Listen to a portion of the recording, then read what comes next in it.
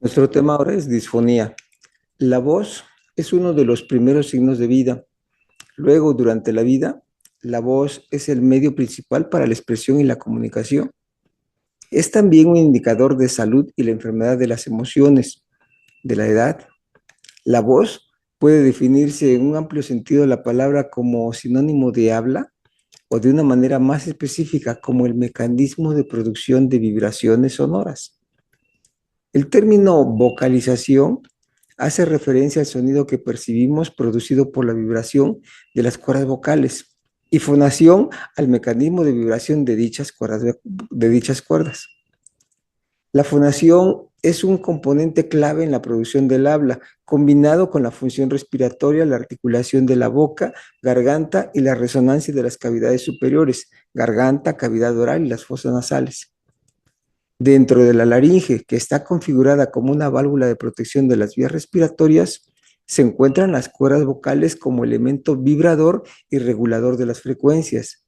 En las cavidades de resonancia, el sonido generado por la ondulación del tejido que recubre las cuerdas vocales adquiere los armónicos que aportan la riqueza acústica propia de la voz humana. El sistema nervioso, mediados en su actividad por el sistema auditivo, se encargan de regular la intensidad, generar las frecuencias y articular el lenguaje. La cavidad torácica, con su dinámica propia y el reservorio aéreo, que significan los pulmones, actúan como elemento generador de energía capaz de activar a la estructura vibrátil. La disfonía se define como un trastorno que establece alteración de la calidad de la voz, tono, timbre, volumen o esfuerzo vocal, generando limitación en la comunicación habitual del afectado al perder sus características habituales de una voz normal. Es muy difícil definir la voz normal, ya que no hay un concepto absoluto de voz normal. Se considera normal cuando la voz es corriente y poco llamativa, con un timbre agradable, un volumen adecuado, con adecuado equilibrio entre las resonancias vocales y nasales, con una frecuencia fundamental para la voz hablada en consonancia con la edad, el sexo y la complexión, con inflexiones en el volumen y en el tono. Dentro de los factores de riesgo para el desarrollo de disfonía en los niños se incluyen disminución de la agudeza auditiva, infecciones del tracto respiratorio alto, familias numerosas y habitar en un hogar que sea ruidoso. Además, la excesiva demanda vocal, la competencia por ganar el espacio para hablar, la tos persistente y el carraspeo son todos posibles fenómenos que explicarían la prevalencia de la disfonía infantil. La pregunta acerca de cuándo una disfonía es un problema no tiene una respuesta única, ya que con frecuencia ni el niño ni la familia perciben la existencia de una voz patológica hasta que el niño comienza a interactuar en un entorno social ya más amplio. Los problemas de la voz se suelen clasificar en alteraciones de la calidad vocal, del tono y de la intensidad. Lo más frecuente con diferencia son las alteraciones de la calidad de la voz, que pueden consistir en una voz ronca, rugosa, áspera o soplada. Las alteraciones del tono hacen referencia a las voces que son muy agudas o graves para la edad o el sexo del niño. Ya las alteraciones de la intensidad se refieren a las voces que son muy suaves o aquellas que son muy fuertes. También es bastante común que lo que se percibe como una alteración en la voz se trate en realidad de una anomalía en los resonadores acústicos. Por ejemplo, los niños que tienen el paladar hendido. La disfonía está presente en el 6 al 23% de los niños entre los 4 y los 12 años de edad, con causas muy variadas, y se observa un predominio de los niños sobre las niñas en proporción de 2 a 3 a 1. Como en cualquier enfermedad, hay una serie de causas comunes de las disfonías, como los nódulos vocales y una larga lista de diagnósticos poco frecuentes. Estas causas se han clasificado en base al órgano funcionalmente afectado, pero también resulta útil clasificar las causas en función de la edad del paciente. Una primera clasificación puede establecerse en base a la emisión de una voz anormal y otra condición establece alteración de los resonadores respiratorios. En la emisión de voz patológica, su característica especial sería la ronquera, que es una falta o disminución de las vibraciones de las cuerdas vocales.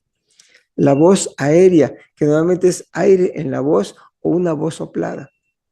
Y la hiperfunción o el aumento de la tensión en la emisión vocal. Como ejemplos de alteración en resonadores se incluye la voz nasal de los niños con hipertrofia de adenoides, paladar hendido o de sinusitis. Como en cualquier enfermedad, hay una serie de causas comunes de las disfonías, como son los nódulos vocales y una larga lista de diagnósticos que son poco frecuentes. En pediatría resulta útil clasificar las causas en función de la edad del paciente, ya que las etiologías varían a medida que el niño se va desarrollando. En los primeros 6 meses se considera las que se presentan desde el nacimiento, pues son congénitas, aquellas también que son por intubación, tumorales, neurogénicas, en donde hay afección cerebral o de los nervios periféricos, y las accidentales, que pueden ser, por ejemplo, las que se derivan de una intervención quirúrgica.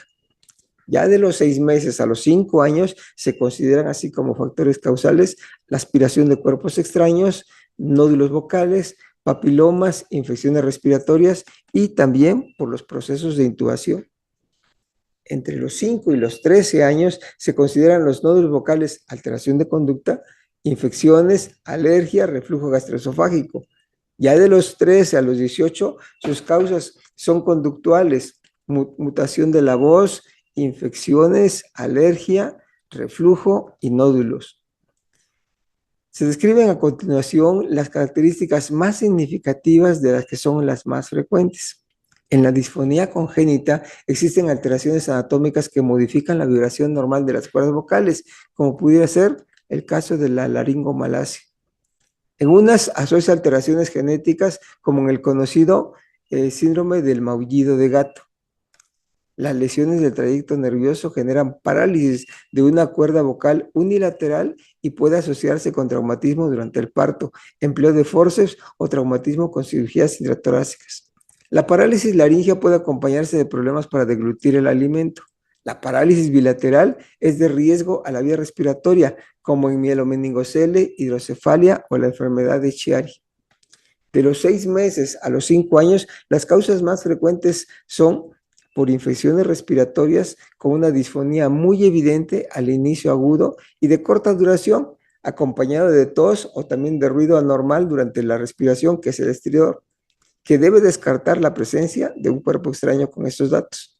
Otra causa frecuente son los nódulos vocales, que suponen de un 40 hasta un 75% de todas las disfonías crónicas. Suelen presentarse cuando los niños inician actividades en grupo y disminuyen con la pubertad.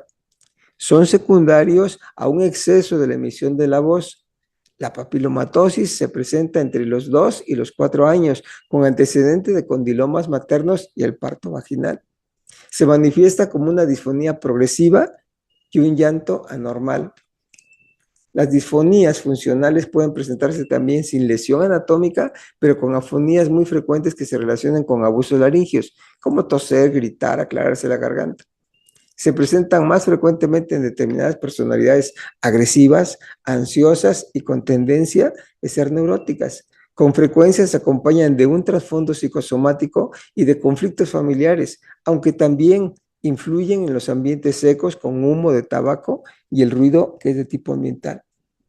La disfonía mutacional o la puberfonía se da en los varones tras el cambio hormonal en la pubertad. Ya durante esta fase, el varón pasa por un periodo breve de emisiones vocales con duplicación de los tonos, que se llama entonces diplofónicas. Cuando esto se prolonga en el tiempo, nos encontramos con un joven con una voz infantil con repercusiones psicológicas severas. El tratamiento y pronóstico se relacionan con su causa específica. Todo niño con alteración en la emisión del llanto o de la voz amerita evaluación especializada con el neonatólogo o el pediatra, para de ahí derivarlo con el otorrinolaringólogo, el neurólogo o el alergólogo. Bien, si el tema les ha gustado y tienen interés en compartirlo, háganlo enviando este enlace a través de sus redes sociales a familiares o amigos que les pueda interesar este tipo de temas. También invítelos a que se suscriban a la página de video en YouTube, Pediatría Alevas, por si quieren tener conocimiento de otros temas que hemos tratado. Sin más, solamente me resta agradecer la atención que nos han dado en esta ocasión, esperando contar con su interés para nuestro próximo tema. Muchas gracias y hasta luego.